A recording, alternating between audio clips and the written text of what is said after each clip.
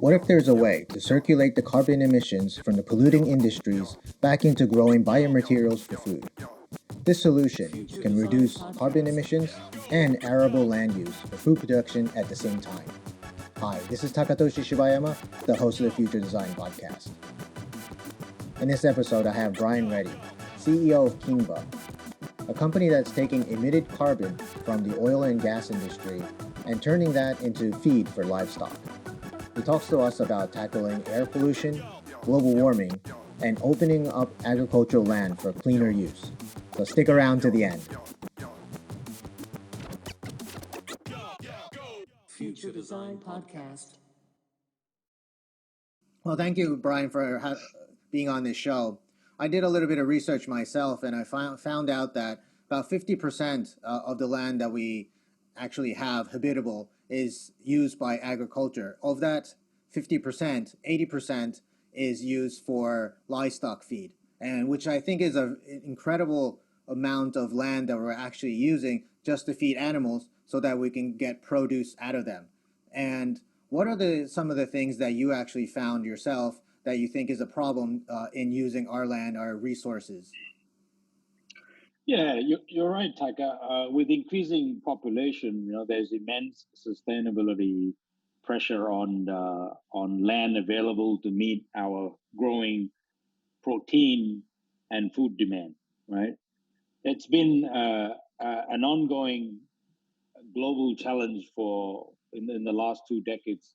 Has been getting pretty extreme and worse in terms of land intensification, leading to the loss in fertile soil or availability of arable land.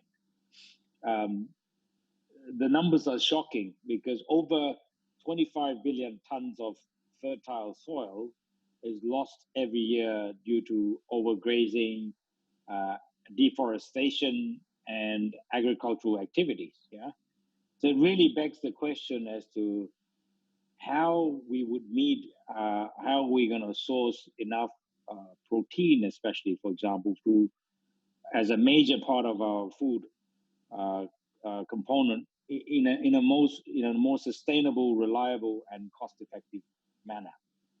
Yeah, agriculture itself, as you correctly pointed out, it's contributing immensely to the loss of fertile soil. And growing crops to feed animals has been a big problem. A vast majority of land has already been grown, intensified to grow crops to feed animals.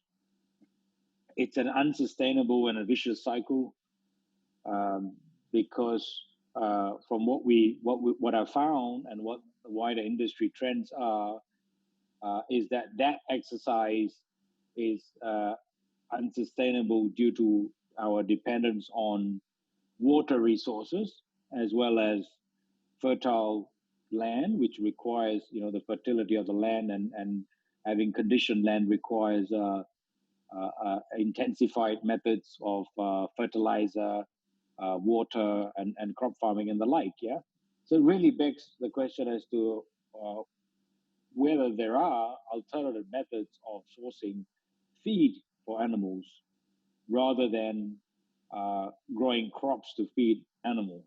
Yeah, that is part of the problem.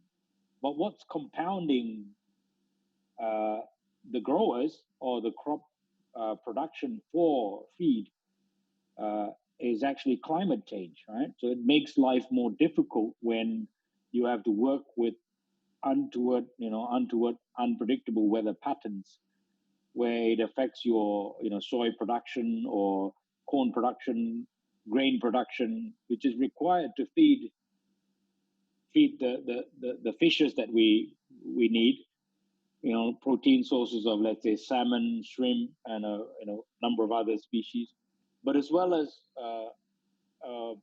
baseline protein sources like chicken, poultry, pork, swine, right, and also beef and the like. So that exercise, according to a number of global reports, is becoming unsustainable due to the unknown variables that we now have to deal with. And adding to that, the pandemic has caused greater uncertainties in the supply chain that has led to somewhat of a panic buying among industry feed integrators and consumers in the market.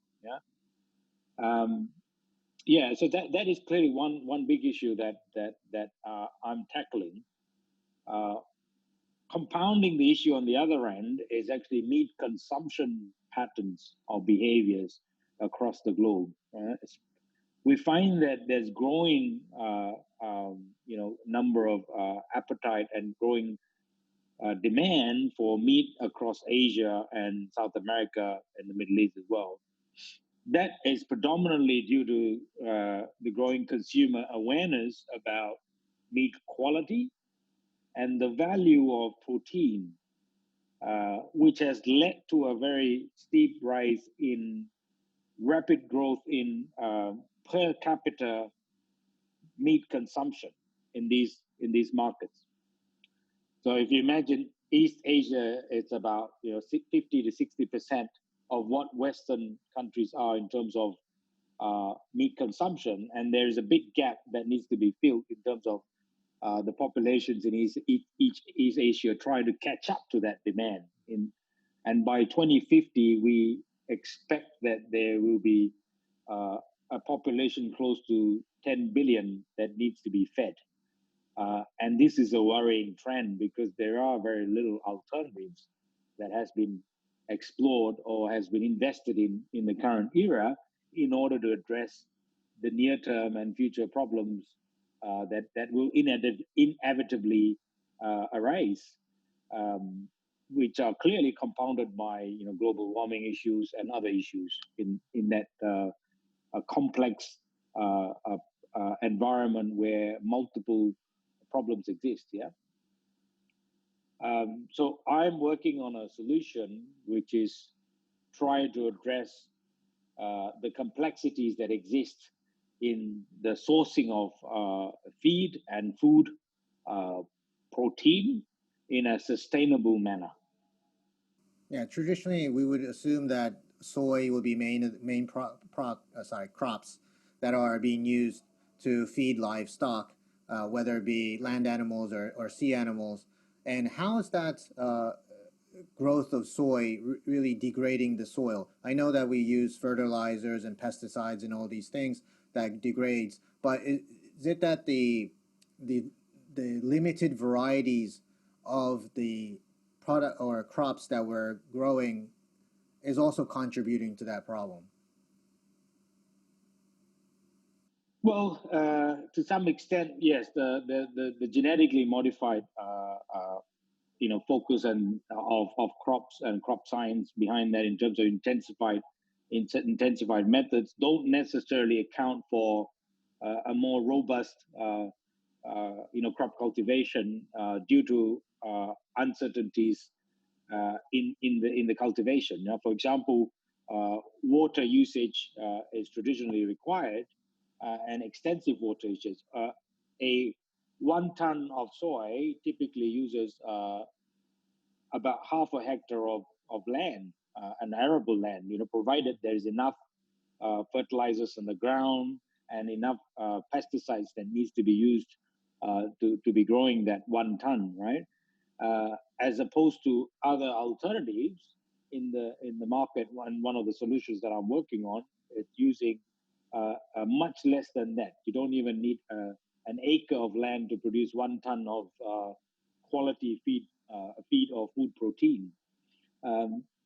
Adding to that, the untoward weather patterns does not guarantee any fixed production outcomes or supplies outputs over the near term. For example, the El Nina effects that are fluctuating between the northern and southern hemispheres have actually affected crop production to a great extent. These are vast pieces of land where soy and corn has been grown, even sugarcane, you find there are a great percentage of losses secondary to climate events. Yeah. But inevitably, our demand for protein has actually led to our aggressive methods of intensification, which has resulted in producers, predominantly soy producers and tier one or large feed companies, to be using uncultivated land. For example, the Amazon deforestation that has occurred, the steep rise in deforestation, as publicized in the first quarter of this year, has been a direct result of soy demand by the aquaculture industry. Right? See, these are worrying trends when an NGO or a UN authority has to report on the deforestation disaster happening in places like Amazon native forest land, which have been destroyed to make way for soy cultivation. Yeah.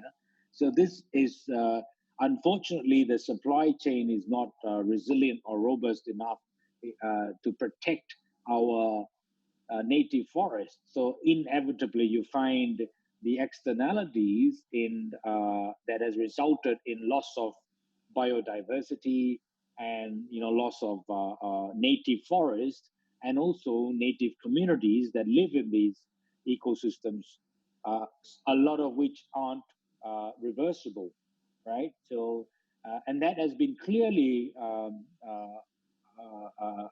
proven in the earlier part of this year and in the preceding years, that the behavior of some of these larger companies in setting out procurement for animal feed has led to these things by operators on the ground. These are smallholder or farming enterprises in the developing world who believe that there is a need and demand for soy, and therefore go about destroying forests, similar to the palm oil story, where they have gone on and destroyed native forests, with the claim that there is a strong demand for food and palm products or oil products in the market. Yeah, but that is not really the case. And there are several alternatives in the marketplace and in industry where the procurement feed company or a end consumer is able to request or able to procure sustainable feed ingredients rather than ingredients that contribute to global warming, deforestation, and intensified agricultural methods. Yeah, I think a lot of us also felt devastated watching those videos where you see orangutans going against excavators because they're cutting down their trees and replanting them with palm oils. I mean, you and I probably had experiences going through Malaysia and seeing fields and fields of palm oil, which was once a jungle and had much more biodiversity, different insects, flowers, trees, different type of things that used to grow there, and now it's just being cut down for human usage. So I really feel that with you as well. And I know that you're working on a solution that can replace these use of agricultural land or reduce the agricultural land for something else. So could you walk us through things that you're doing to eliminate these type of problems? Yeah, realistically, the problem exists at large.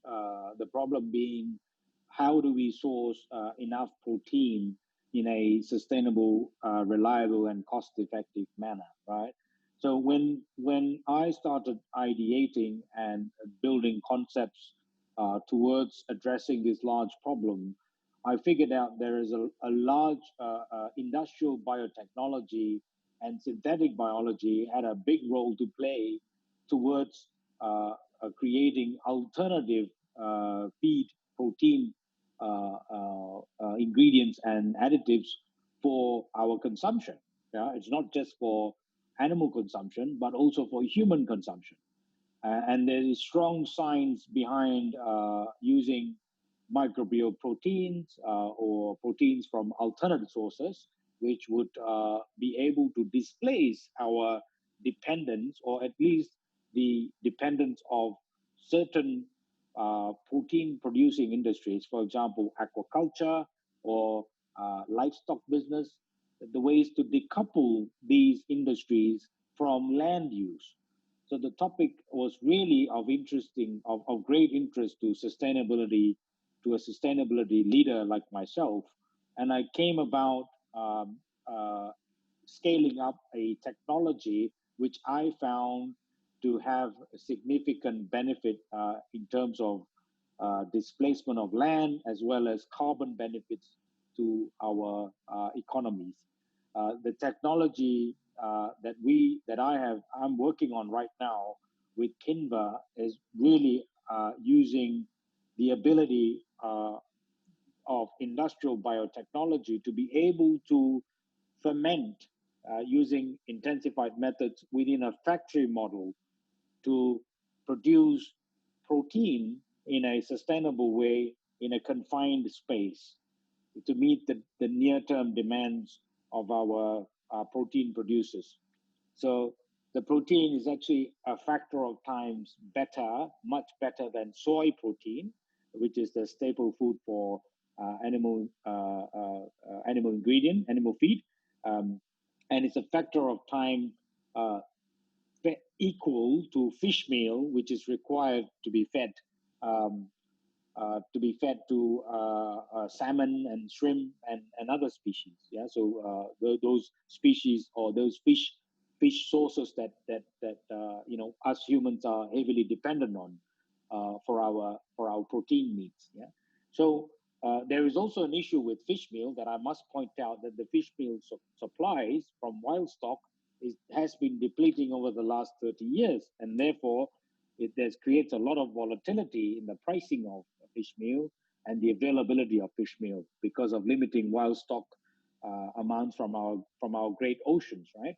So so Kinnva's solution, it's called KinFeed, and KinFeed is really about making a high content protein rich nutrient product, which would supplement the diets in fish feed as well as animal feed, without depending on soy as the major protein source or fish meal as the major protein source. Yeah?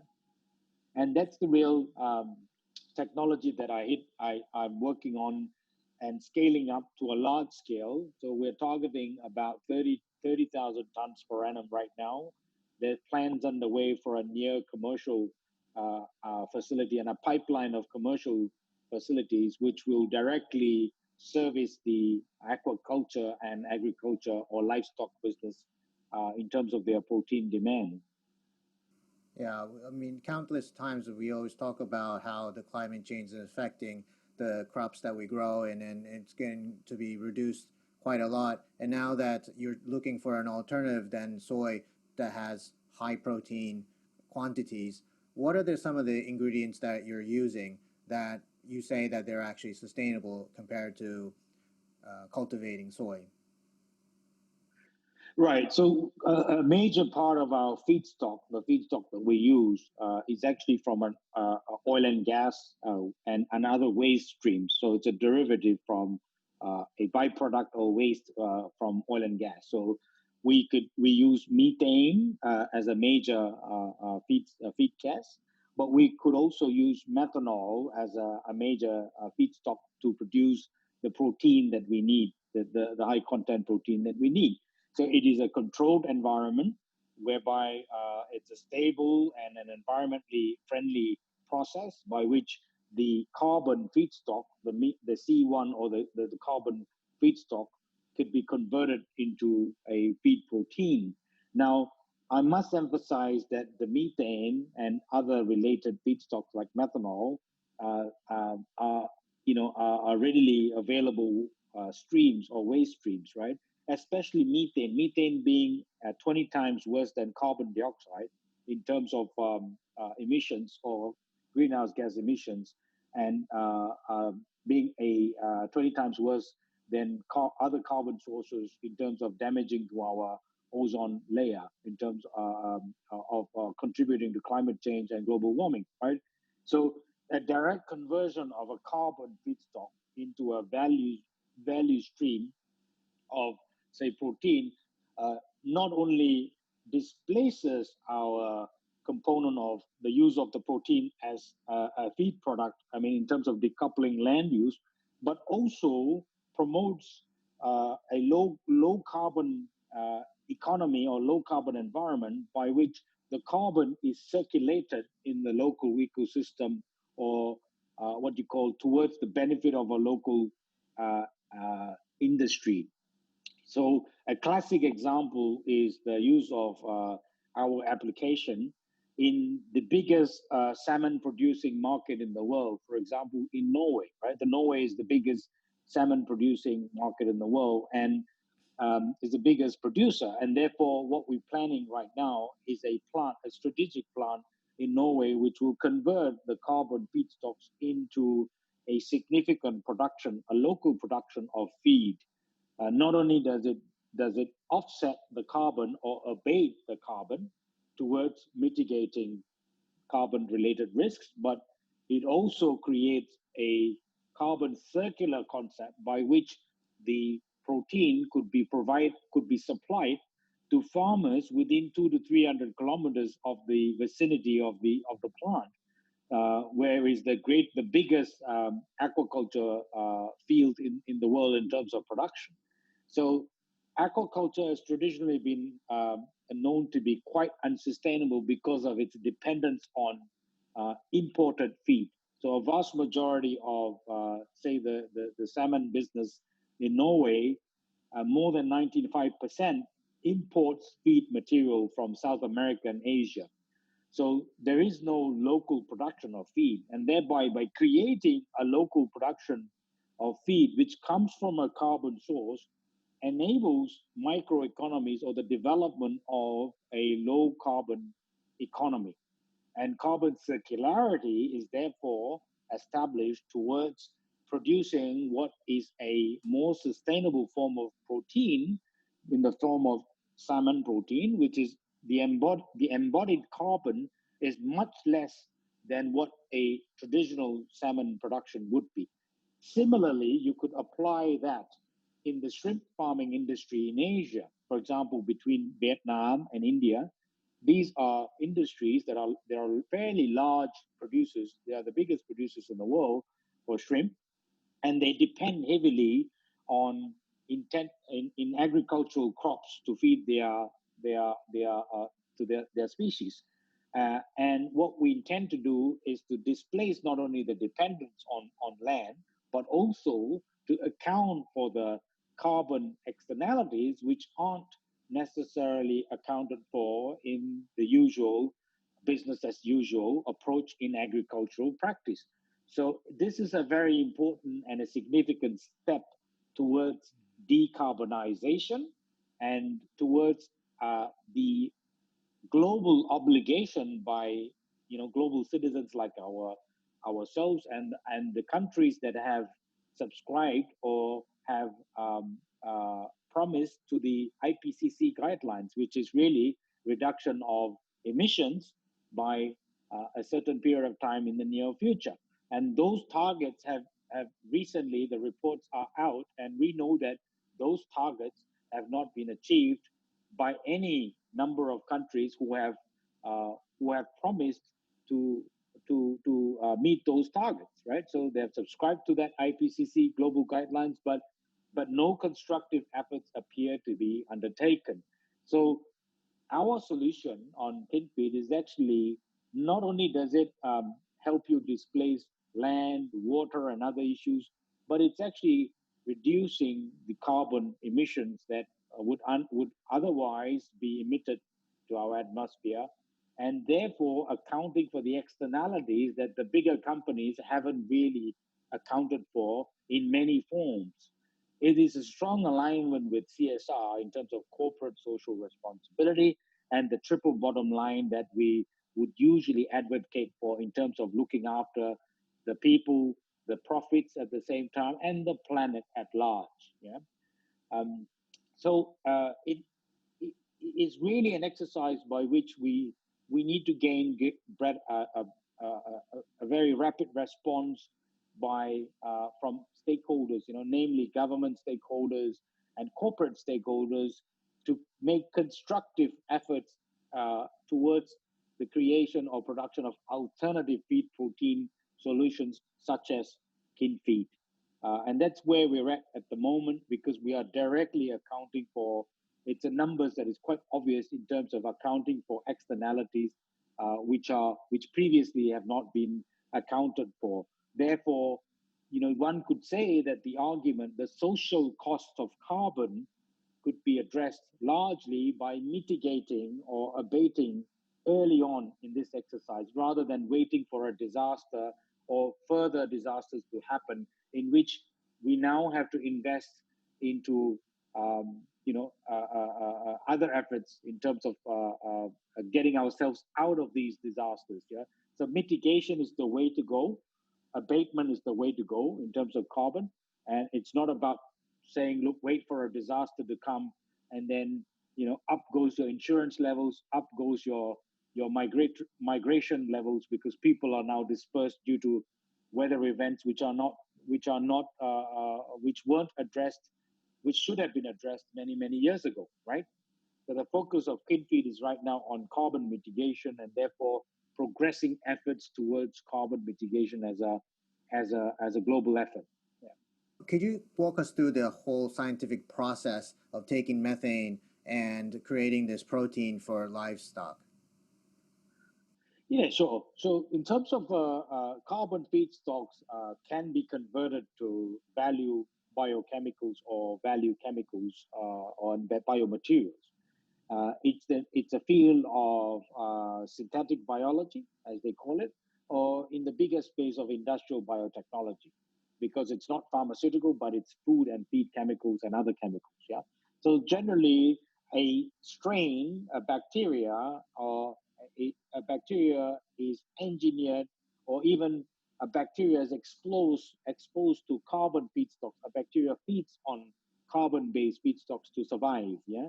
So we have selected specific bacteria that live on methane and methanol and the like, even carbon dioxide. So there are very specific bacteria strains which grow on these. Yeah, bacteria grows and multiplies in much faster fashion than any other organism. It only takes about 3 to 4 hours for a bacteria to transform itself from a living organism into a end product, which is like a single cell protein. Yeah, it's classed as a single cell protein. That protein has a significant amount of, has a high content of protein, but also has a high content of amino acids. Amino acids are the key building blocks of DNA, and a key nutritional constituent of any living organism in the world, in the globe, right? So for animals, for humans, it's a core part. Protein and amino acids, a core part of their nutrition. So what we have done is using a feedstock which a bacteria is exposed to, and a bacteria is used to consuming for its living, and converting it in its normal ecological process to convert itself into a single cell protein, which is being used as a feed protein or a food protein. So there are also applications for the single cell protein to be used as a food supplement in human nutrition. So that's how the process works. And by and large, the process is known as synthetic biology, because it's actually the use of strains, and to be growing them in large fermentation tanks, and to be feeding them the right methane or methanol feedstocks to enrich their growth, such that you have optimal yield and product at the end of it. So it is a very known process. In fact, back in the 1970s and 80s, a number of large oil and gas companies and other players in the market, in the industry, looked at using methane, methanol, and the related carbon feedstocks to converting it to feed or food. Yeah, and back then the problem was a sense of food security. The big companies like Shell, ICI, BP, all of these other companies have actually looked at ways to convert it. But no constructive efforts or further efforts were undertaken, because as soon as they see the soy prices drop, then there was they materially pulled out of such exercises. They did not see this as being a long-term solution for carbon emissions, or as a carbon conversion process. Yeah, but the time now in the current era is more timely, and it's a lot more viable and economically attractive to be doing such carbon conversion processes, because not only are we faced with an issue of limiting protein supplies or feed supplies, we are also faced with growing concerns about greenhouse gases and emissions, and also the issues of land intensification, which are inevitably due to agricultural activities contributing to deforestation and loss of biodiversity. So the issue has become more complex and compounded by multiple factors, which need to be addressed by and large. And we've also managed to account for a lot of these externalities, whereas previously it was simply a number game of saying, look, your cost of soy was low and your cost of feed protein was quite high, and therefore it was not viable. But right now, it's not a matter of just purely a cost issue.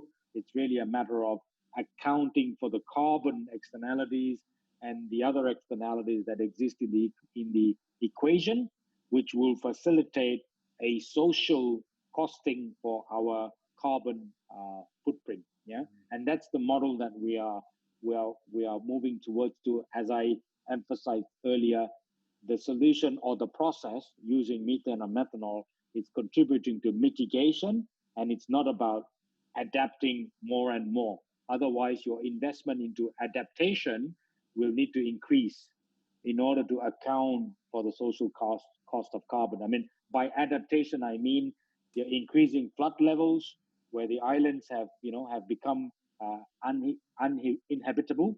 In some parts of the world, cities have become uninhabitable, as well as people not able to live on the coast in places like Australia, the US, and other places, because of this adaptation that needs to happen, which relates to more transmigration. And even in Singapore and in Asian countries, you find that the intensified, warm environments that lead to higher a sense of global warming. Instead of a true 1.5% reflection, we tend to feel a true 5% increase. And therefore, our cooling requirements, our air conditioning requirements are a lot more, because we are right on the tropics, where global warming has actually been intensified in some form. Yeah? So by and large, the processes like this have a huge role to play in mitigation, and that's the way that Kinnva is proceeding. That's very interesting because during this COVID time when everybody was in quarantine, they were saying that the carbon emissions have reduced probably around 20%. And that's just an estimate, and we don't really know how exactly what the numbers are. But that it takes a whole pandemic to reduce carbon emissions for that short of period to make that target that we're, and even that 20% is not even hitting that Paris Treaty Agreement. So we know that oil and gas industry is the largest emitter of carbon emissions, and also the agricultural industry, especially the meat industry, the the land livestock industry is also a huge contributor to methane gas into this world. And you said that you use methane gas to mix with the proteins for livestock feed. Do you think there's any way that we can use the methane gas produced by animals that can convert that into some kind of product that can recycle that methane gas in some way? Yeah, I mean the methane gas has emissions from farmed species like cattle, and that is a problem. But more so, methane from agricultural waste and other sources are also a problem. There is no one answer to this, but there are efforts underway to look at the diet of cattle feed and diets of other farm species to see. But cattle is your biggest contributor to in terms of animal related emissions on the ground, and certainly there is some dietary or nutritional work that is being done in terms of improving those emissions. But there needs to be constructive effort towards the cost associated with an improved feed. And I think by and large, farm operators and primary producers are looking at a least cost formulation, right? They look at a least cost approach. The industries are already under pressure in terms of the operating costs and the risk that they are exposed to. But more work needs to be done in that space. But taking a step further, I suppose, it's really about looking at where the feed comes from, how the feed is made, and how much are we dependent on the land to grow that feed. For example, to grow cattle feed of a typical cow that would be in the range of 20 to 30 kilos. Even an average chicken would require a kilo of chicken would require 3 to 5 kilos of feed, right? So this is just on a kilo to kilo comparison, you would see that the dependence on land mass, it's far greater than what humans could even envisage in the near future in terms of growing food for ourselves, for vegetables, for other value, crops or fruits and others. So there is a bit of that challenge appears to be a much bigger issue, and the emissions and the footprint, the carbon footprint as a result of the agricultural feed activity appears to be the bigger challenge in terms of sustaining that in the future, in terms of our growing protein demand. And that in my view has been the biggest challenge that needed to be tackled, and that's exactly why we have a Kinnva solution in order to address that, which is gaining traction among primary producers as well as feed integrators. Um, the current challenge is really about scaling up to produce substantial quantities which make commercial sense. And we now have a project under planning in Norway to service the salmon industry. We have a project in the Middle East to service the poultry industry, and a project in Asia as well to service the shrimp and other related poultry and swine segments. But none of these capacities have really significant or the impact that is required to really replace displacement. So therefore, I would urge corporates and off-takers to clearly look at a component of novel ingredients, novel protein ingredients such as skin feed, in order to accelerate the efforts that's required to decarbonizing as well as displacement of land. There needs to be constructive effort in order to do that, and that's the support that I would reach out to the corporate world as well as others. Um, and despite the feed having good commercial viability, meaning it is on par comparisons with soy, it could be easily deployed and easily replacing soy in the long run. And it would also de-risk a lot of supply chain issues for primary producers and feed companies, because this is a model by which you have a long-term price horizon.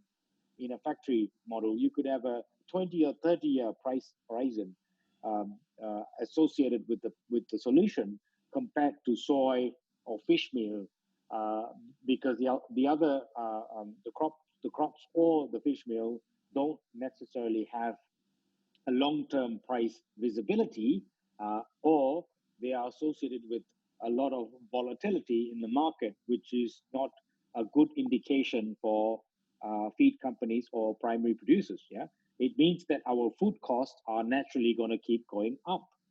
There's never going to be a time when it's going to be stable, and it could be more than CPI, which means Consumer Price Index. There will be other factors at play, which is primarily due to climate change, which we have to account for.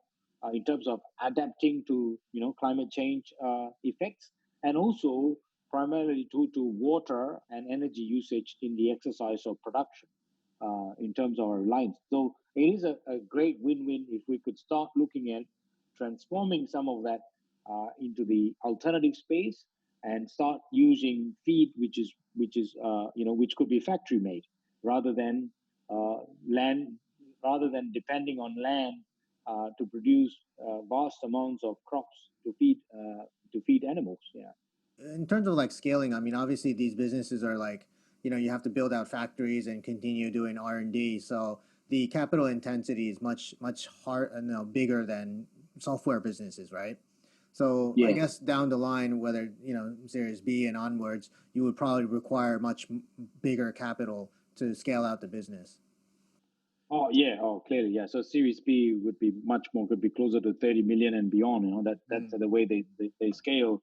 And but there needs to be more awareness among investors and the general investment community, because Yes. it's IT projects or other projects are quite easy to invest and Yeah, make it your money, is. right? Yeah. But at the end of the day, we need a world to live in, and if not now, you need in 3 generations by 2050, when the problem appears to be at the peak, right? Yeah. Then that's really what the issue is. So, and by 2050, the numbers are looking pretty shocking, and that's what the Yeah. projections are Yeah, for worrying. sure. Yeah. So we plan to at least inject enough capacities into the market such that by 2050 you would at least have a 1 million metric ton production around the world, Yeah. which is able to comfortably to give producers make them a bit more resilient, right? So if I need protein and I need 10 to 15 of my 15% of my protein could be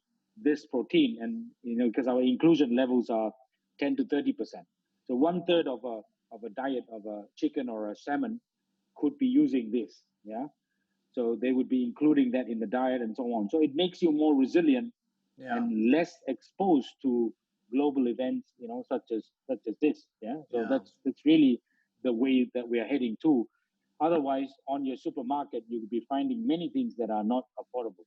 Right. Yeah, So, for sure, for sure. Well, thank you very much for sharing your story. It's really exciting to know that there are companies out there that are trying to go against this whole wave of climate change and bringing a bit more sustainability in this world. So I hope you continue building this business and get a lot of funding to scale up the business. So thank you very much for your time.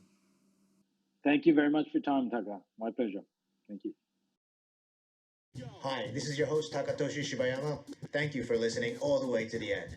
Now, if you enjoyed or disliked this show, please let me know by writing in the comment section. The only way I can improve or add value to you is through your voices.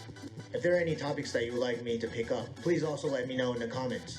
I'd love to start chatting with you all. And if you would like to continue watching the show, please subscribe. Thank you.